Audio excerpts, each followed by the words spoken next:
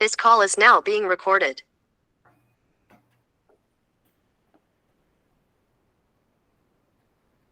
Pode começar. Abra o microfone.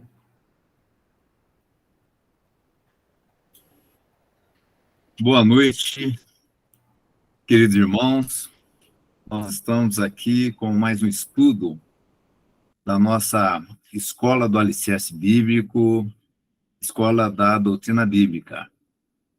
Todas as sextas-feiras nós temos esses estudos, onde hoje quem vai trazer a mensagem é o pastor Hélio Pivezan, que é o dirigente desta igreja, a Igreja de Interlagos.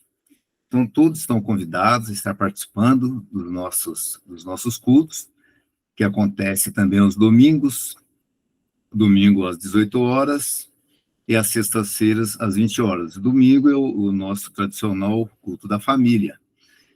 E nas sextas-feiras nós temos os nossos cultos, onde a preocupação maior é de termos um entendimento mais aprofundado das Escrituras, tá? Aquilo que vai formar, que vai nos alicerçar dentro daquilo que nós cremos, né? A doutrina bíblica que nós estaremos tratando aqui nas sextas-feiras, né? E hoje o pastor Hélio Pivezan vai estar falando sobre as Escrituras. As Escrituras, fonte de sabedoria. Vocês podem participar através do nosso site, onde ali nós temos um link. Neste link você entrará diretamente aqui nos nossos estudos ao vivo, né? Pedimos para que o áudio e o vídeo estejam desligados. Você pode também entrar em contato, né, com alguma dúvida, onde no nosso site, que é o www Igreja de Interlagos, nós temos ali também um link do nosso e-mail, que você pode estar passando aqui dúvidas ou até mesmo sugestões de estudos. Tá bom? Então, nós podemos iniciar agora com o nosso querido pastor Hélio Pivezan, nesse estudo sobre as Escrituras, fonte de sabedoria. Com você, pastor Hélio. Amém. Glória a Deus. Queria que você... Espera aí, que estou chegando lá. Pronto. Uns pouquinhos.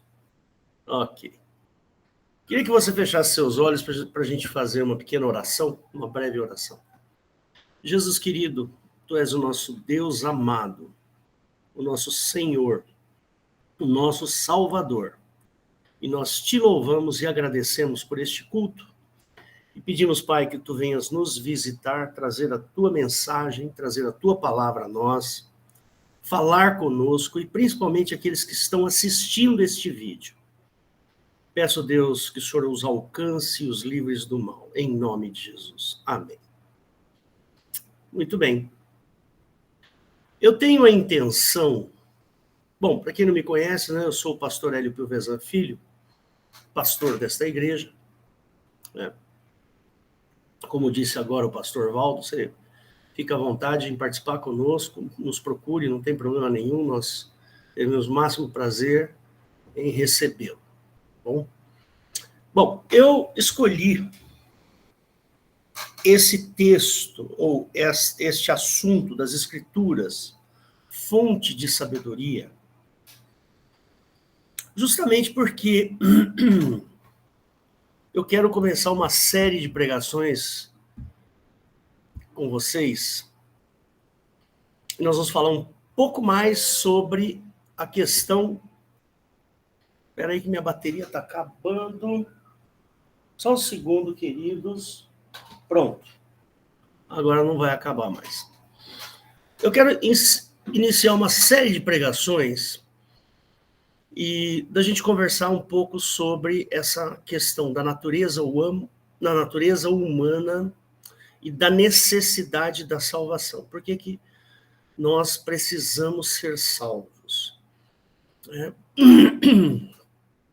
O Senhor Jesus diz que, lá em Lucas, ele fala que a lei durou até João Batista.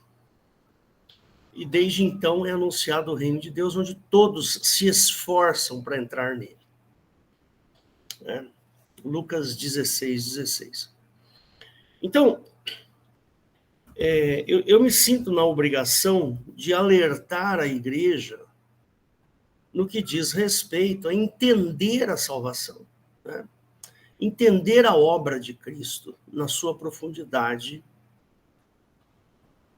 e não nos desviarmos, em hipótese alguma, do Evangelho, que é a razão da existência da igreja. A razão da existência da igreja é o anúncio do Evangelho. Então, nós anunciamos o Evangelho. A igreja apregoa Evangelho. Para quem não sabe, a palavra Evangelho significa boas novas ou novidades. Tá certo? É isso que o Senhor Jesus espera da sua igreja. Existem outras coisas, né? Mas eu diria assim que o foco principal da igreja é o anúncio da obra de Cristo, do amor de Cristo, para a salvação do homem. Né? E eu gosto muito de falar sobre as Escrituras, porque, embora eu não seja teólogo, não sou teólogo, sou só pastor. Para quem não sabe, a minha formação é física, fiz física, tenho mestrado em física nuclear, conheço um pouco de ciência. Então,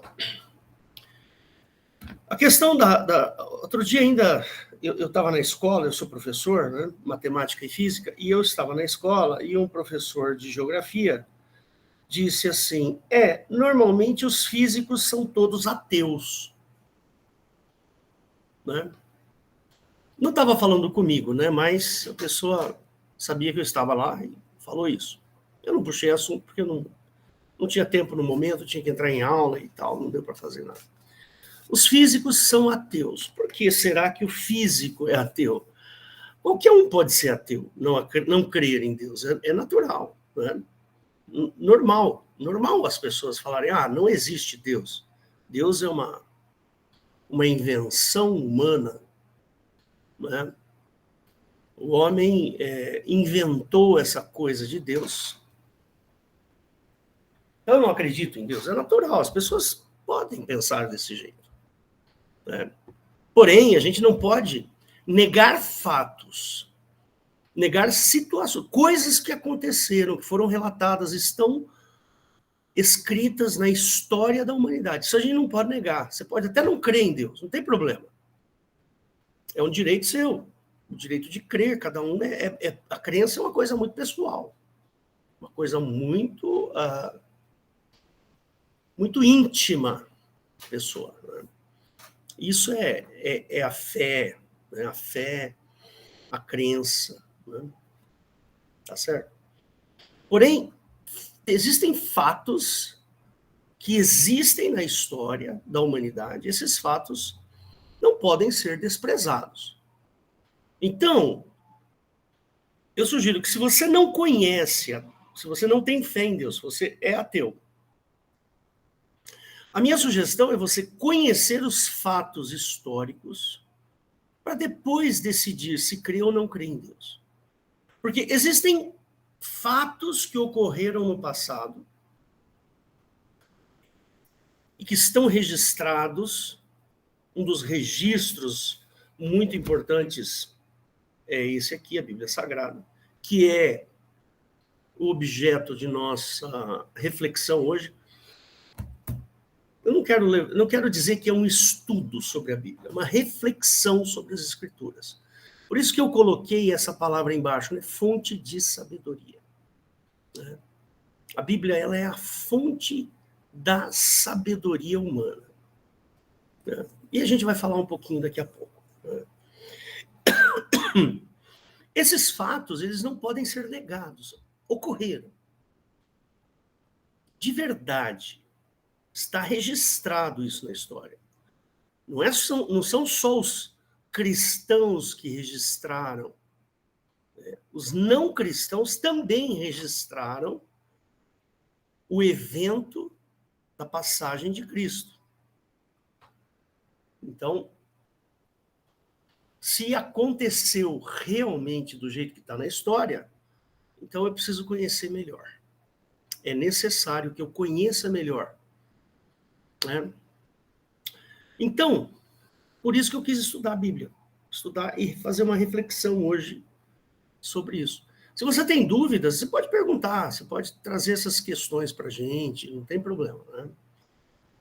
Mas a Bíblia, tal qual ela é hoje, ela tem uma história de formação. Né? Então, se você pegar aqui todo o Velho Testamento, quer ver? O Velho Testamento termina aqui, ó. Eu vou mostrar para você. O Velho Testamento começa aqui, dá para ver? Tem tudo isso de folhas, e aí começa o Novo Testamento. Tá certo? Então tá aqui. O Novo Testamento, e está aqui. O Velho Testamento, né, é um livro que foi escrito pelo povo judeu. O povo judeu, ao longo de mais ou menos 4.000 anos, ou seja, desde lá de Adão e Eva até Jesus Cristo, foram aproximadamente 4.000 anos de história. Nós não podemos negar esses 4.000 anos de história. Eles estão ali, eles ocorreram. Né? E está registrado. Os livros aos quais estão aqui, nesta Bíblia, que eu estou mostrando aqui, o Velho Testamento, é a mesma Bíblia do povo judeu. Então, só está numa ordem diferente. A gente colocou, né, os historiadores resolveram colocar esta Bíblia, que eu estou na minha mão aqui, eles resolveram colocar numa ordem cronológica, aproximadamente cronológica. Né? Tem coisas que não deu para colocar na ordem cronológica, mas a disposição dos livros bíblicos, né, estão numa ordem aproximadamente cronológica. E a gente não pode negar o fato de que isso aqui é história. Nós não podemos negar. Você pode não concordar com algumas coisas. Por exemplo, as pessoas não concordam. Muita gente não concorda com o criacionismo, que é o que aconteceu ali em Gênesis 1, 2 e 3, aonde Adão e Eva são formados do pó da terra. Você já deve ter ouvido falar. Eles foram expulsos lá do paraíso, do Jardim do Éden, não é paraíso, do Jardim do Éden, porque eles obedeceram a Deus e foram embora. Né? Mas as fontes arqueológicas, depois desse evento, são todas fidedignas. Então, se a gente fosse... Eu não sou arqueólogo, eu não sou estudioso de arqueologia, mas eu conheço pessoas que conhecem arqueologia e vão atestar a existência daquele fato. Aquele fato realmente aconteceu. Até tenho aqui, ouvindo aqui o pastor Valdo e o pastor Weber, se vocês tiverem alguma contribuição nessa questão arqueológica, fica à vontade para interromper e falar. Então, nós não podemos negar que isso que está aqui, tá bom? É um fato histórico. Existiu o rei Davi? Existiu.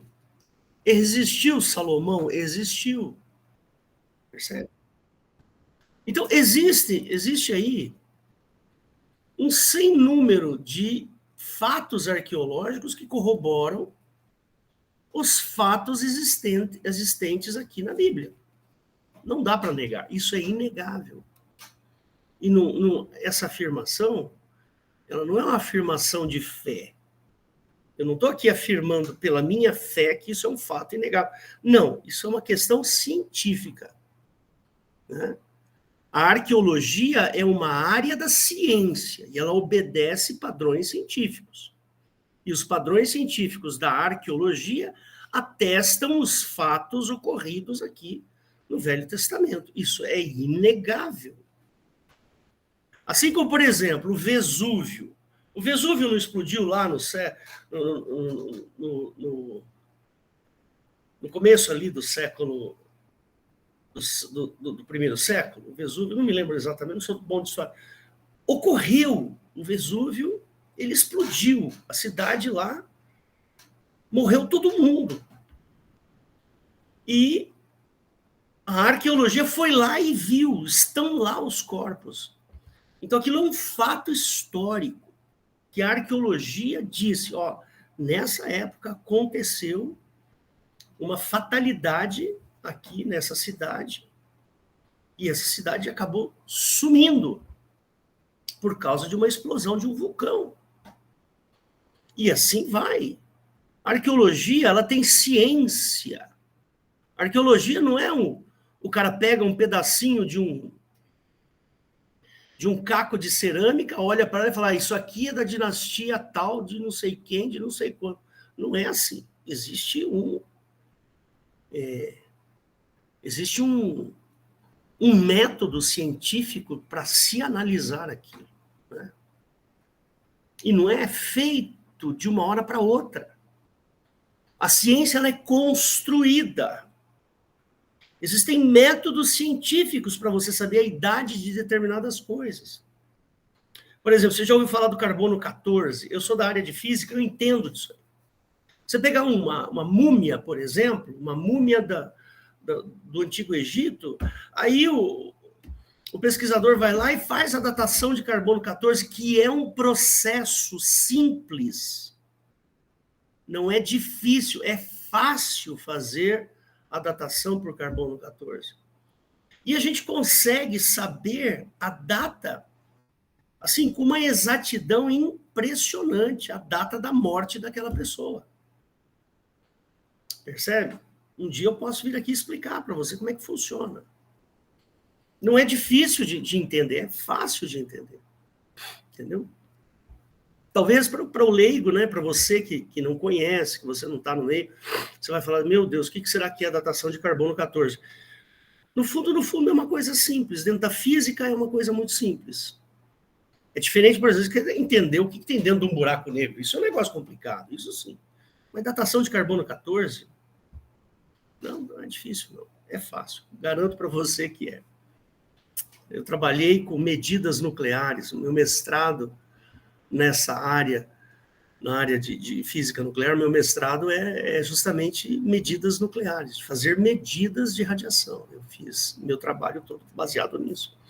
Então, relativamente simples de fazer, não é difícil, não. Então, o Velho Testamento, ele é todinho baseado na história do povo judeu. E o povo judeu, ele é um povo que tem características próprias. Eles têm liturgias próprias. Eles têm um entendimento muito peculiar sobre a existência humana e o relacionamento do homem com Deus. Então, por exemplo, quando Moisés atravessa o Mar Vermelho, né? Essa travessia do Mar Vermelho, que Moisés passa, ela é um fato documentado fora dos escritos bíblicos.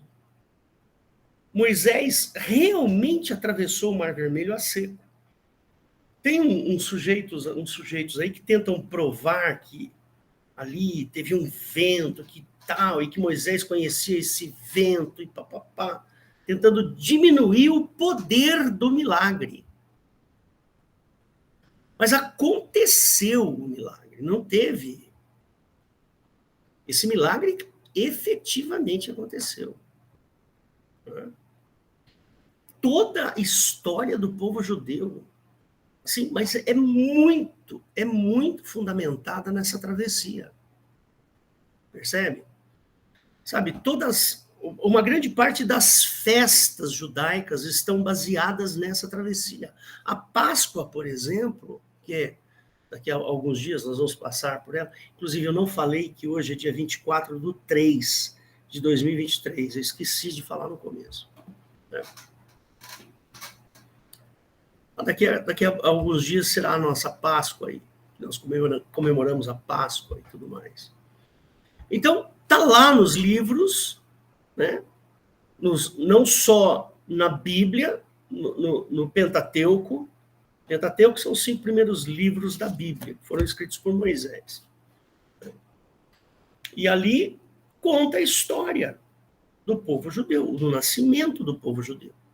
Está ali. E a travessia do Mar Vermelho é um fato tão importante que o povo judeu, eles têm esse momento, essa data da travessia, como sendo uma das datas mais importantes da cultura judaica. E aí vem alguém e fala assim, não, porque lá teve um vento que aconteceu. Não foi um vento que aconteceu, foi um milagre que aconteceu. E um milagre registrado. Arqueologicamente, né, o pessoal sabe, por pesquisas arqueológicas, encontraram lá artefatos relatados no... Tudo bem, filho? Artefatos relatados ali nos livros bíblicos, quando fala sobre este evento. Tudo bem? Meus filhos chegando. Como é bom. Filho, fecha essa porta aí, por favor. Então, vamos considerar os fatos históricos. Esse a gente não pode negar. Agora, o Novo Testamento é a história de Jesus e a história da igreja. Então, ali no Novo Testamento, nós temos os 4 evangelhos, né? Mateus, Marcos, Lucas e João, aonde são 4 personagens que testemunharam a obra de Cristo, a passagem de Cristo, e escreveram, relataram, escrevendo isso. Mateus tem uma visão, ele enxerga de uma maneira, Lucas enxerga de outras, Marcos enxerga de outra, estava num determinado lugar, naquele momento, tal. Então, cada um tem faz um relato de acordo com a posição que ele se encontrava naquele momento. Tá? Não vou aqui discutir essas questões agora com vocês, porque isso aí demanda um estudo teológico a respeito, né? Cada um tem a sua característica. E depois, né, nesses livros é relatada a morte de Cristo por crucificação, ou seja, o Senhor Jesus, que é um sujeito que aparece ali naquele momento, ele aparece com uma proposta que a gente vai discutir depois, vai entender depois. Mas esse personagem aparece, ele é brutalmente condenado à morte, e então ele é crucificado.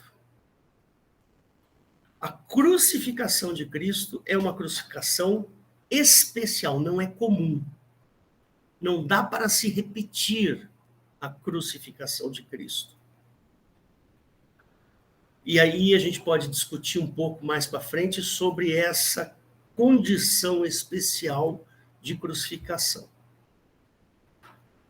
E aí, esse mesmo Jesus que havia antes prometido, ele tinha dito assim, olha, vocês vão me matar, mas eu vou ressuscitar. Né?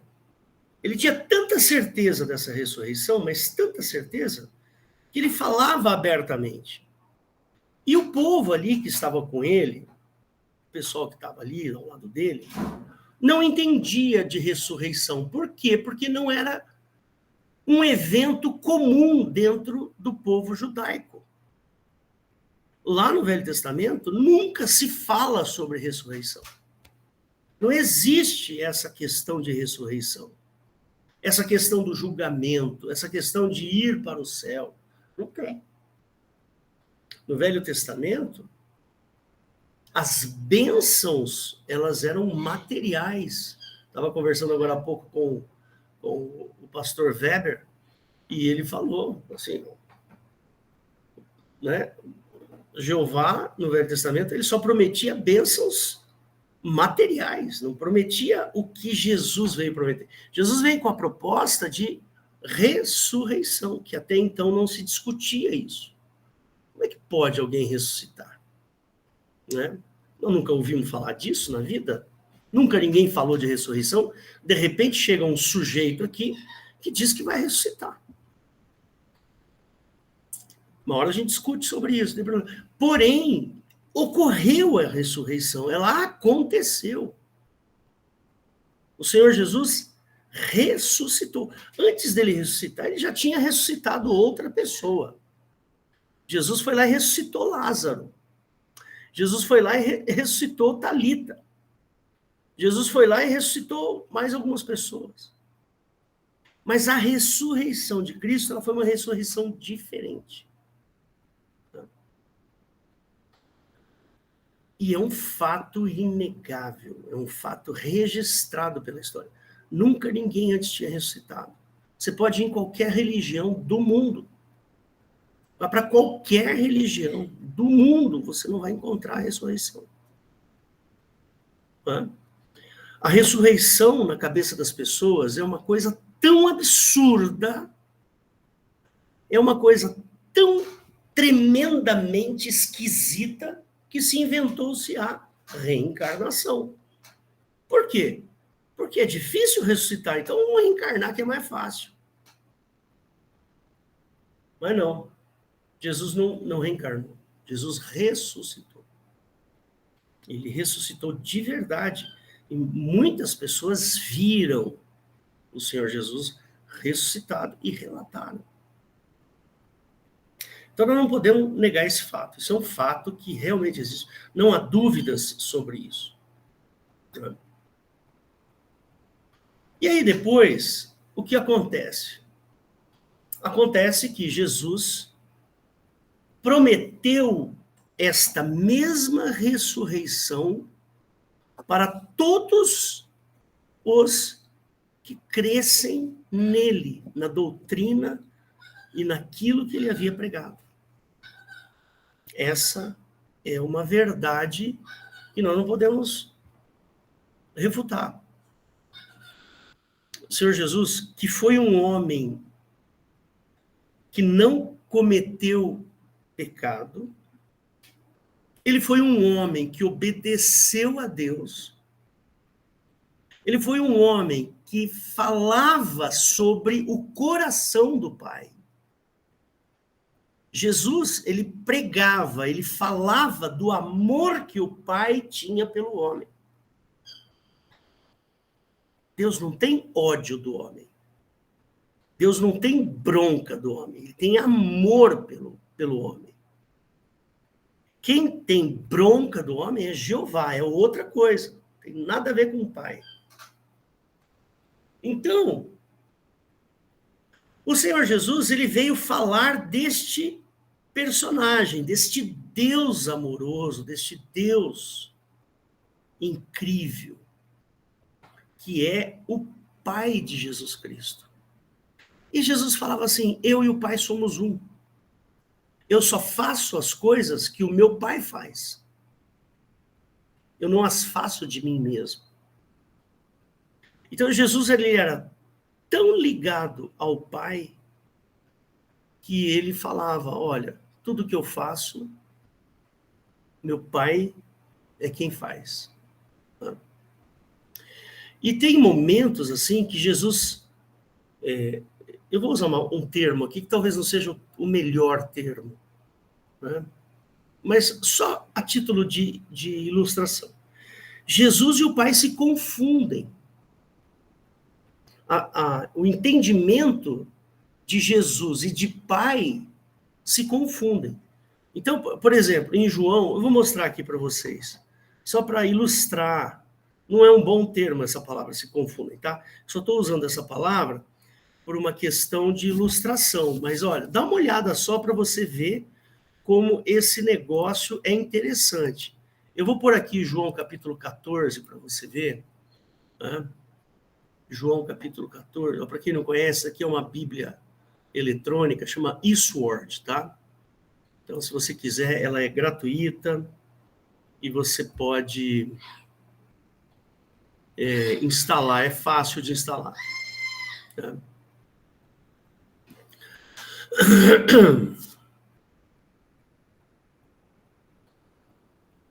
Olha aqui, ó, quer ver que interessante? 14, verso 1, ele fala assim: não se turbe o vosso coração, credes em Deus, crede também em mim. Na casa de meu pai há muitas moradas, se não fosse assim, eu vou-lo teria dito. Vou preparar-vos lugar. E quando eu for e vos preparar lugar, virei outra vez e vos levarei para mim mesmo, para que onde eu estiver, estejais vós também. Mesmo vós já sabeis aonde vou e conheceis o caminho. Disse-lhe Tomé: Senhor, nós não sabemos para onde vais, como podemos saber o caminho? E disse-lhe Jesus: eu sou o caminho, a verdade e a vida. Ninguém vem ao Pai. Está vendo aqui, ó, o verbo? Ninguém vem ao Pai senão por mim. Ele e o Pai se confundem. Se vós me conhecesseis a mim, também conheceríeis a meu Pai. E já desde agora o conheceis e o tendes visto. Ou seja, quem vê a mim, vê o Pai. Disse-lhe Filipe: mostra-nos o Pai, o que nos basta. Disse-lhe Jesus: estou há tanto tempo convosco e não me tendes conhecido, Filipe? Quem vê a mim, vê o Pai. E como dizes tu, mostra-nos o Pai? Não crês tu que eu estou no Pai e o Pai está em mim? As palavras que eu vos digo, não as digo de mim mesmo, mas o Pai que está em mim é quem faz as obras. Crede-me que estou no Pai e o Pai em mim. Crede-me ao menos por causa das mesmas obras. Na verdade, te digo que aquele que crê em mim também fará as obras que eu faço e as fará maiores do que essas, porque eu vou para o meu Pai. E tudo quanto pedirdes em meu nome, eu farei, para que o Pai seja glorificado no Filho. Se pedirdes alguma coisa em meu nome, eu farei. Você entendeu o que eu quis dizer com que se confundem? Jesus e o Pai são um. Não é um bom termo usar essa palavra, se confundem, mas eles se misturam, eles são um. E a gente consegue entender esse mistério por causa daquilo que Jesus fez. As obras que Jesus operou, aquilo que Jesus faz, é exatamente o que o Pai faz. Jesus está dando um exemplo aqui para a gente, muito importante. Que exemplo é esse? É o exemplo de que ele é filho de Deus e ele faz o que o Pai manda fazer. E ele faz de graça, ele faz porque ama o Pai, não é porque ele é obrigado a fazer. Essa correlação entre pai e filho, ela tem uma expectativa inversa do que ocorre no Velho Testamento. No Velho Testamento, você tem um Deus vingativo, você tem um Deus iracundo, você tem um Deus que exige determinadas coisas, que são impossíveis aos homens. E ele promete vingança para aqueles que não cumprem aquilo que é impossível cumprir. A gente discute isso em outra hora. Mas Jesus não. Jesus, ele nos dá uma... Ele nos dá uma opção, não de obras, mas de fé. A opção que Cristo dá para que eu consiga a atenção do Pai é uma opção de fé, de crença, não é de obras. Eu não preciso cumprir a lei para ter a atenção de Deus. Como é o Velho Testamento. O Velho Testamento diz lá, se você não cumprir integralmente o que está no livro da lei, você é digno de morte. Jesus não pensa desse jeito. Jesus pensa diferente. Jesus fala assim, olha, eu e o Pai somos um. Se você crer em mim, olha só, não é obra, hein? É fé. Se você crer em mim, é o que eu quero. A gente acabou de ler. Você percebe a sutileza? Por que eu coloquei esse estudo bíblico? Na realidade, não chega a ser um estudo, é mais uma reflexão. Uma maneira da gente pensar sobre esse assunto. Mas você percebe que Jesus, ele é a fonte da sabedoria. O Velho Testamento tem sabedoria? Tem muita sabedoria. Mas toda a sabedoria que você pode ter no Velho Testamento só vai fazer sentido se você agir como Cristo age. Percebe? Tem muita sabedoria? Tem bastante. Mas ela só faz sentido se você olhar para o seu próximo, para você olhar para a sua vida, se você olhar para a sua existência com os olhos de Cristo, com aquele amor que Jesus recebeu do Pai. Percebe? Eu me entristeço muito com algumas igrejas que infelizmente essas igrejas elas judaizam, elas são judaizantes, ou seja, tem muitas igrejas que usam os hábitos e os costumes do Velho Testamento nas suas práticas religiosas. É triste isso. Por quê? Porque Jesus falou assim, nada disso tem valor. Jesus ele chega ao ponto de desfazer o Velho Testamento quando ele diz assim, um novo mandamento vos dou.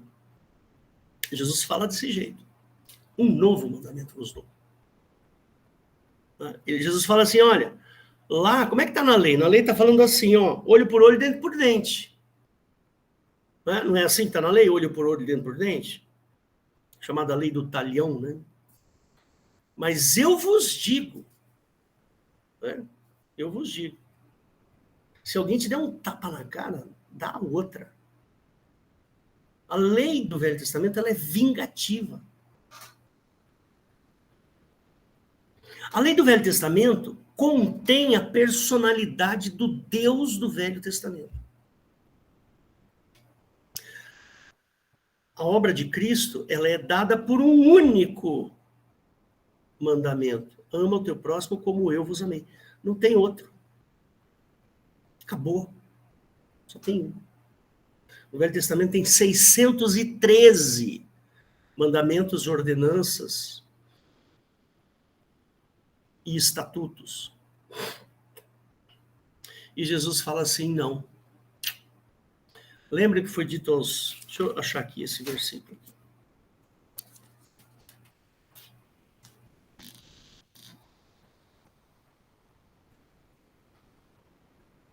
Onde que está o Valdo, que Jesus fala assim, novo mandamento vos dou?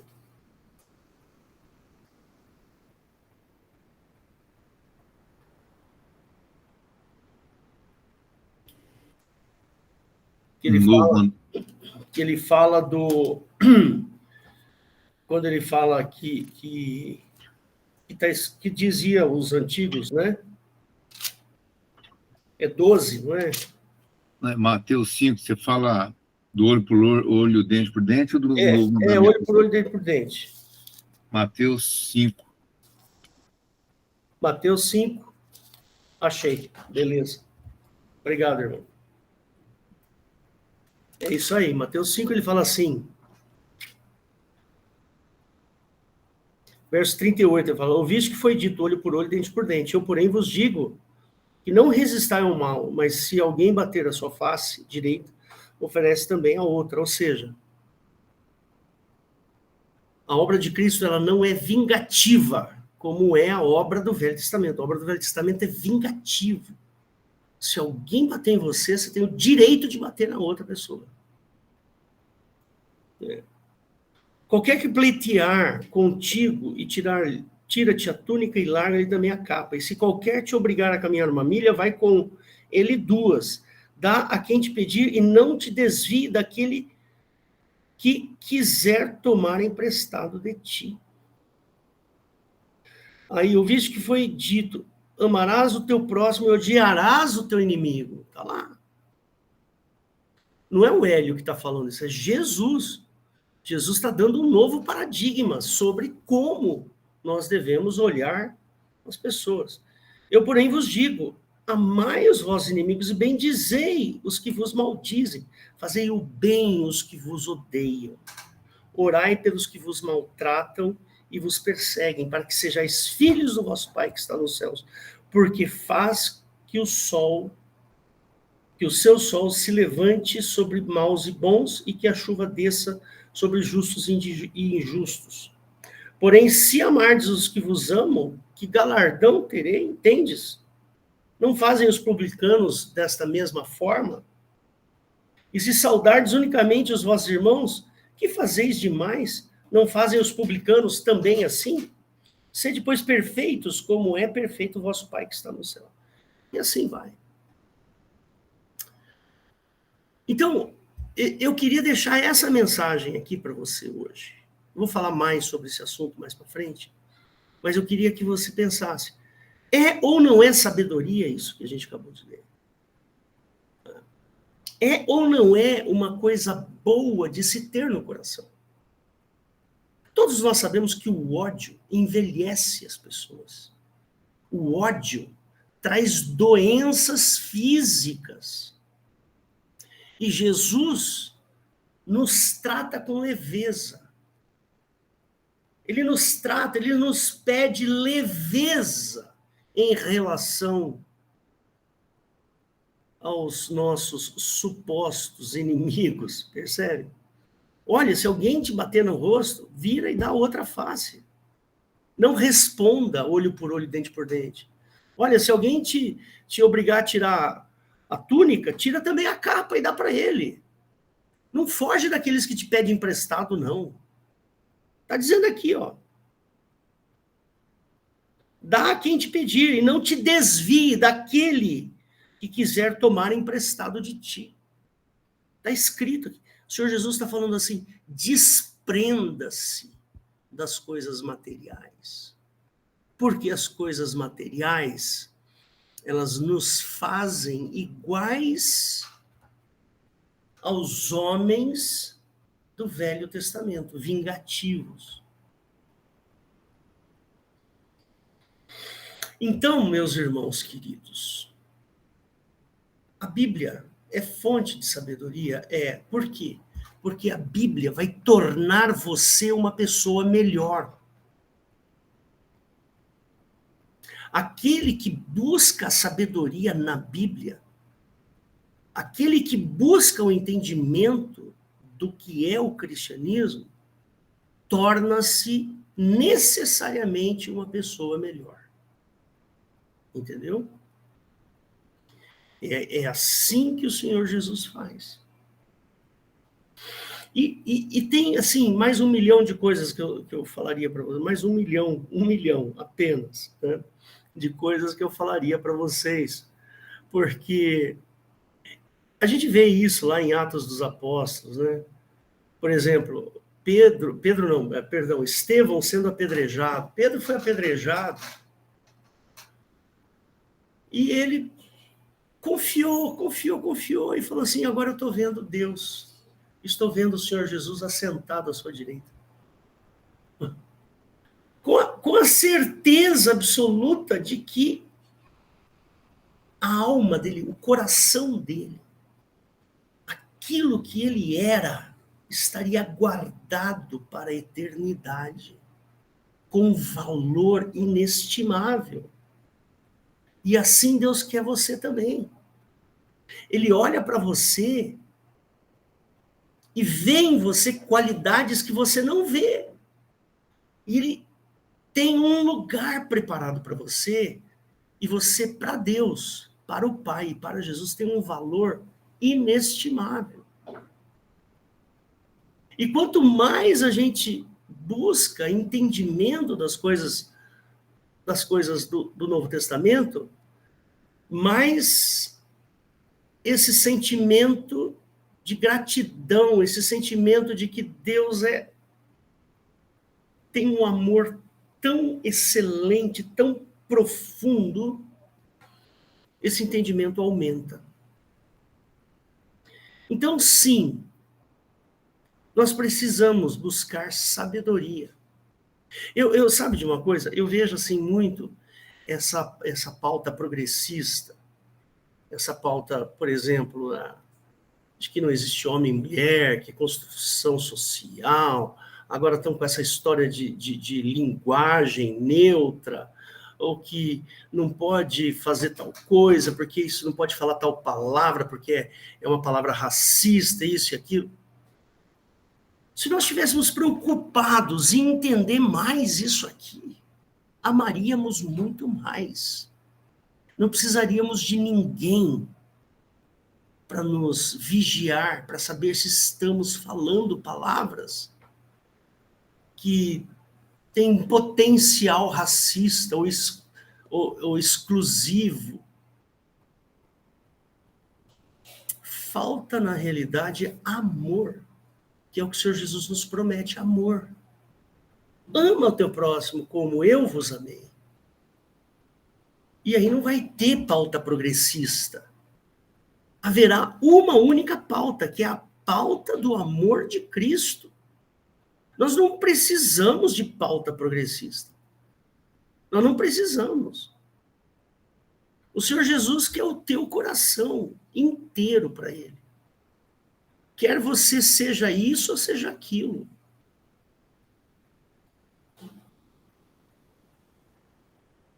Entendeu? Então, fica aqui a minha sugestão para você. Talvez esteja me ouvindo. Busque sabedoria na palavra. Quando a gente entende essa grandiosidade que é a obra do Senhor Jesus, quando a gente vê o colosso, a grandiosidade, o gigantismo da obra de Cristo, a gente fala assim, puxa vida, eu estou perdendo tempo. Eu estou perdendo tempo. Então, irmãozinho querido, ou simplesmente se você está me assistindo porque me achou bonito,